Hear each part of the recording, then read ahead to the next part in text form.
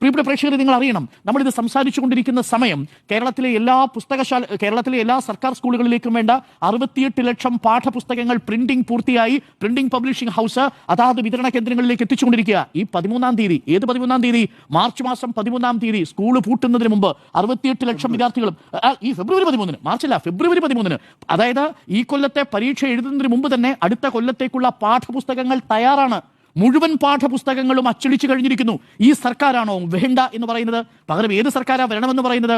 ഓണം നേരത്തെ വന്നതുകൊണ്ട് പാഠപുസ്തകം അച്ചടിക്കാൻ കഴിഞ്ഞില്ലെന്ന് പരിഭവം പറയുന്ന, ക്ഷമാപണം പറയുന്ന ഒരു സർക്കാരിനെയാണോ ഈ ഭരണം ഏൽപ്പിച്ചു കൊടുക്കേണ്ടത്? അതാണോ കവി സച്ചിദാനന്ദ മാഷ് ഉദ്ദേശിച്ചത്? പാഠപുസ്തകങ്ങൾ ചെറിയ കാര്യമല്ല. അങ്ങ് പറഞ്ഞില്ലേ, നിരാലംബരായ മനുഷ്യരെ ചേർത്തു പിടിക്കുന്ന സംവിധാനം ഉണ്ടാവുന്നത് അങ്ങനെയാണ്. ഈ ക്ലാസ് മൊബിലിറ്റി ഉണ്ടാവുന്നത് അങ്ങനെയാണ്. നമ്മുടെ സമൂഹത്തിൽ നിന്ന് സാധാരണ ഓട്ടോറിക്ഷ വിഭാഗത്തിൽപ്പെട്ട ആളുകളുടെ, കൂലിവേല ചെയ്യുന്ന മനുഷ്യരുടെ, അൺഓർഗനൈസ്ഡ് ആയിട്ട് പണിയെടുക്കുന്ന മനുഷ്യരുടെ ഒക്കെ മക്കൾ, അവർ MBBS പഠിക്കാൻ പോകുന്നത്, അവർ എഞ്ചിനീയറിംഗിലേക്ക് പഠിക്കാൻ പോകുന്നത്, നഴ്സിംഗിന് പഠിക്കാൻ പോകുന്നത്, അവർ ഉന്നത വിദ്യാഭ്യാസ മേഖലയിലേക്ക് പഠിക്കാൻ പോകുന്നത് ഈ പൊതുവിദ്യാഭ്യാസ രംഗം കേരളത്തിൽ ശക്തമായതുകൊണ്ടാണ്. നിങ്ങൾക്കറിയണമെങ്കിൽ സച്ചിദാനന്ദൻ മാഷ് തന്നെ ഏറെക്കാലം ഉണ്ടായിരുന്ന ഡൽഹിയിലെ പൊതുവിദ്യാഭ്യാസത്തെക്കുറിച്ച് ആലോചിച്ചാൽ മതി. ആപ്പ് വരുന്നതുവരെ അവിടെ എത്രമാത്രം എക്സ്പെൻസീവ് വിദ്യാഭ്യാസം. കേരളത്തിൽ അങ്ങനെയാണോ? കേരളത്തിൽ ഏറ്റവും മികച്ച പൊതുവിദ്യാഭ്യാസമല്ലേ നമ്മൾ കൊടുത്തുകൊണ്ടിരിക്കുന്നത്? ഇവിടുത്തെ അടിസ്ഥാന വർഗത്തിന്റെ കുഞ്ഞുങ്ങൾക്ക് ക്ലാസ് മൊബിലിറ്റി ഉറപ്പാക്കുന്നതിന് വേണ്ടി ഉന്നത വിദ്യാഭ്യാസത്തിലേക്ക് കടക്കാൻ വേണ്ടിയുള്ള പദ്ധതികളല്ലേ നമ്മൾ നടപ്പിലാക്കുന്നത്? അത് പൊതുവിദ്യാഭ്യാസ രംഗം. അത് കഴിഞ്ഞാലോ ഉന്നത വിദ്യാഭ്യാസ രംഗത്തേക്ക് സാർവത്രികരണം നടപ്പിലാക്കിയില്ലേ? ബിരുദതലം വരെ സൗജന്യമാക്കിയ സർക്കാരല്ലേ? ഈ സർക്കാരാണോ തുടരണ്ട എന്ന് കവി സച്ചിദാനന്ദൻ മാഷ് ഉദ്ദേശിക്കുന്നത്? പകരം ആദ്യത്തെ 100 റാങ്ക് എടുത്തു നോക്കിയാൽ ഒരു സർവകലാശാല പോലും റാങ്കിങ്ങിൽ വരാതിരുന്നൊരു കാലമുണ്ടായിരുന്നു. ആ കാലമാണോ തിരിച്ചു വരണമെന്ന് സച്ചിദാനന്ദൻ മാഷ് ഉദ്ദേശിക്കുന്നത്? ഇന്നിപ്പോൾ ആദ്യത്തെ 50 സർവകലാശാലകൾ എടുത്താൽ 4 എണ്ണം കേരളത്തിലാണ്. ആദ്യത്തെ 100 മികച്ച കോളേജുകൾ എടുത്താൽ 6 എണ്ണം കേരളത്തിലേതാണ്. അതിലൊന്ന് സർക്കാർ കോളേജാണ്, അത് യൂണിവേഴ്സിറ്റി കോളേജാണ്. NIRFന്റെ റാങ്കിങ്ങിൽ സർവകലാശാലകൾ മുന്നിൽ നിൽക്കുന്നു. ബിരുദതലം വരെ കേരളത്തിൽ എല്ലാ വിദ്യാർത്ഥികൾക്കും സൗജന്യ വിദ്യാഭ്യാസം കൊടുക്കാൻ പോവുകയാണ്. ഈ സർക്കാരാണോ തുടരേണ്ടതില്ല എന്ന് കവി സച്ചിദാനന്ദൻ മാഷ് പറയുന്നത്? ഈ തുടർഭരണമാണോ നമുക്ക് ആപത്താണ് എന്ന് പറയുന്നത്? കേരളത്തിലെ രണ്ടാമത്തെ പിണറായി സർക്കാർ വന്നതിന് ശേഷം 45,000-ഓളം ക്ലാസ് മുറികൾ ഹൈടെക്കും സ്മാർട്ടുമായിട്ടുണ്ട്. കേരളത്തിലെ ഡ്രോപ്പ് ഔട്ടുകളുടെ എണ്ണം കുറഞ്ഞു. ദേശീയ ശരാശരി അനുസരിച്ച് ഏറ്റവും കൂടുതൽ സൗജന്യ വിദ്യാഭ്യാസം നൽകുകയും ഡ്രോപ്പ് ഔട്ട് റേറ്റ് കുറയുകയും ചെയ്ത സംസ്ഥാനമായിട്ട് കേരളം മാറി. പാർശ്വവൽക്കരിക്കപ്പെട്ട മനുഷ്യർക്ക് വേണ്ടി നിരവധി സ്കീമുകൾ കൊണ്ടുവരുന്ന സംവിധാനങ്ങളുണ്ടായി. അവർക്ക് വേണ്ടി പ്രത്യേക പ്രോജക്റ്റുകൾ ഉണ്ടായി. കുട്ടികൾ ഒരാൾ പോലും പഠിക്കാൻ കഴിയാതെ പുറത്തു നിൽക്കുന്ന സാഹചര്യം ഒഴിവാക്കി ഇൻക്ലൂസീവായ ഒരു വിദ്യാഭ്യാസ പദ്ധതിയല്ലേ നമ്മൾ നടപ്പിലാക്കിയത്?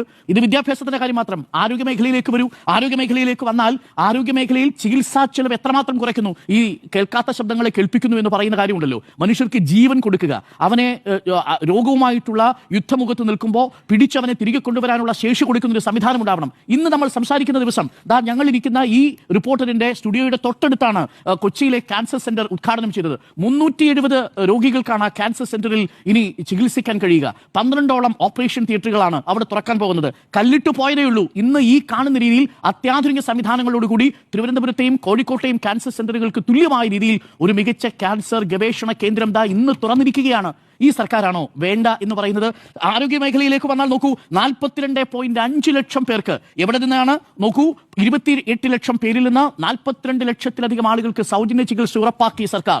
തുടർഭരണം വേണ്ടേ? സച്ചിദാനന്ദൻ മാഷെ, ഏത് ഭരണത്തെയാണ് നിങ്ങൾ ആഗ്രഹിക്കുന്നത്? ആശുപത്രിയിൽ പോയാൽ ചികിത്സയില്ലാത്ത, സ്കാനിംഗ് മെഷീനുകൾ തുടർച്ചയായിട്ട് പണിമുടക്കിയിരുന്ന, ഓപ്പറേഷൻ തിയേറ്ററുകൾ അടച്ചിട്ടിരുന്ന, സ്വകാര്യ മെഡിക്കൽ കോളേജുകൾ ലോബിയായിട്ട് വളർന്നിരുന്ന ഒരു കാലഘട്ടത്തിലേക്ക് പോകണമെന്നാണോ പറയുന്നത്? ജനറൽ ആശുപത്രികളിൽ സർജറികൾ, ഹൃദയമാറ്റ ശസ്ത്രക്രിയകൾ നടക്കുന്ന കാലം, 12 ആശുപത്രികളിൽ നിന്ന് കാത്ത് ലാബ് വന്ന സംവിധാനം. നോക്കൂ, ഒരു സാധാരണക്കാരന്റെ ചികിത്സാ ചെലവ് ഗ്രാമീണ മേഖലയിൽ അത് 17,000 രൂപയായിരുന്നത് 17,054 രൂപയായിരുന്ന UDF കാലത്ത് നിന്നും 10,729 രൂപയായി ഗ്രാമീണ മേഖലയിൽ ചികിത്സാ ചെലവ് കുറഞ്ഞു. ഈ സർക്കാരാണോ വേണ്ട എന്ന് വെക്കുന്നത്? പകരം ഏത് സർക്കാരിനെയാണ് നമ്മൾ ആഗ്രഹിക്കുന്നത്? ഗ്രാമീണ ചികിത്സാ ചെലവും നഗര ചികിത്സാ ചെലവും ഈ സർക്കാരിനേക്കാൾ ഏകദേശം ഇരട്ടിയോളം നിന്നൊരു കാലഘട്ടത്തെയാണോ അല്ലെങ്കിൽ ഒരു ഭരണത്തെയാണോ നമ്മൾ ആഗ്രഹിക്കേണ്ടത്? അപ്പോൾ റാൻസിയറിന്റെ വാക്കുകൾ അദൃശ്യരായ മനുഷ്യരെ ദൃശ്യവൽക്കരിക്കുകയും കേൾക്കാത്ത ശബ്ദങ്ങളെ കേൾപ്പിക്കുകയും ചെയ്യുന്നതാവണം ഭരണമെങ്കിൽ ഈ തുടർഭരണം ആപത്താവുന്നത് എങ്ങനെയാണെന്നുള്ളതാണ് ഏറ്റവും പ്രധാനപ്പെട്ട ചോദ്യം. വീട്, അവർക്ക് വിദ്യാഭ്യാസം, ആരോഗ്യം. വീടിന്റെ കാര്യം നോക്കൂ, ഒരു ദിവസം 152 പേർക്കാണ് സൗജന്യമായി ഈ കേരളത്തിൽ വീട് നൽകിക്കൊണ്ടിരിക്കുന്നത്. ഒരു ദിവസം 182 പേർക്ക് കിടപ്പാടം നൽകുന്ന സർക്കാരിന്റെ ഭരണമാണോ തുടർഭരണമാണോ ആപത്താണ് എന്ന് കവി സച്ചിദാനന്ദൻ മാഷ് പറയുന്നത്? മൊത്തം 87 പേർക്ക് ഒരു ദിവസം എന്ന മട്ടിൽ തൊഴിൽ നൽകിക്കൊണ്ടിരിക്കുന്ന 3 ലക്ഷത്തിലധികം ആളുകൾക്ക് തൊഴിൽ നൽകിക്കൊണ്ടിരിക്കുന്ന ഒരു സംവിധാനത്തെയാണോ വേണ്ട എന്ന് സച്ചിദാനന്ദൻ മാഷ് പറയുന്നത്? ഒരു ദിവസം 119 പേർക്ക് പട്ടയം നൽകിക്കൊണ്ടിരിക്കുന്ന എന്ന കണക്കിൽ പട്ടയം നൽകിക്കൊണ്ടിരിക്കുന്ന ഈ സർക്കാരിന്റെ തുടർഭരണമാണോ ആപത്താണ് എന്ന് സച്ചിദാനന്ദൻ മാഷ് പറയുന്നത്?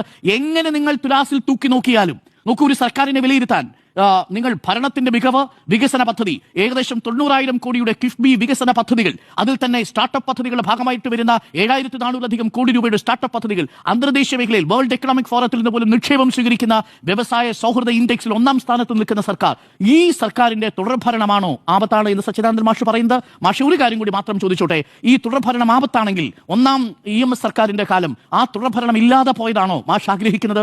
എന്തായിരുന്നു EMS നമ്പൂതിരിപ്പാടിന്റെ 1987 സർക്കാർ ചെയ്തത്?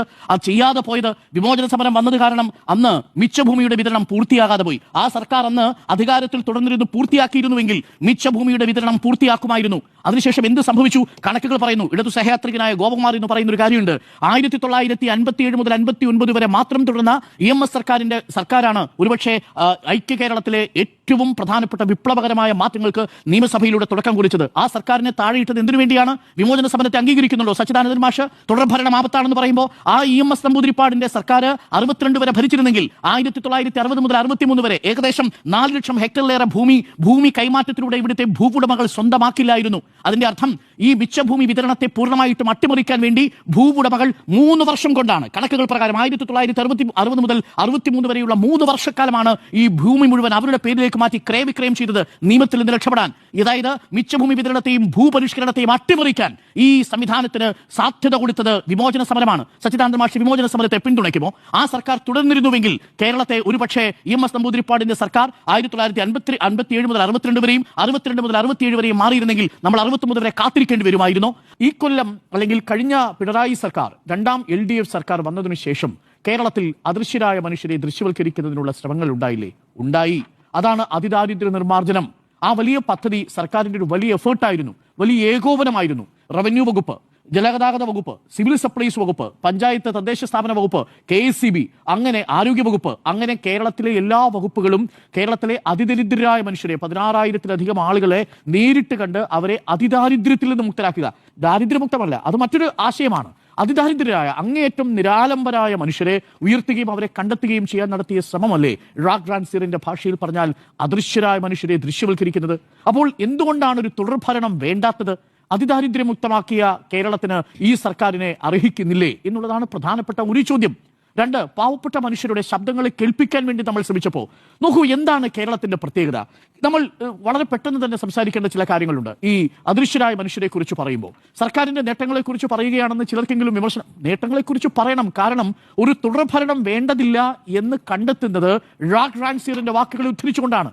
യഥാർത്ഥത്തിൽ കഴിഞ്ഞ 10 വർഷത്തെ സർക്കാരിന്റെ നേട്ടങ്ങളായി പറയുന്ന ഏറ്റവും പ്രധാനപ്പെട്ട കാര്യം, ഞാൻ വിശ്വസിക്കുന്നതിനകത്തൊരു ക്ലാസ് മൊബിലിറ്റി എന്ന് പറയുന്നത് ഒന്ന് കേരളത്തിൽ സംഭവിക്കുന്നു എന്നുള്ളതാണ്.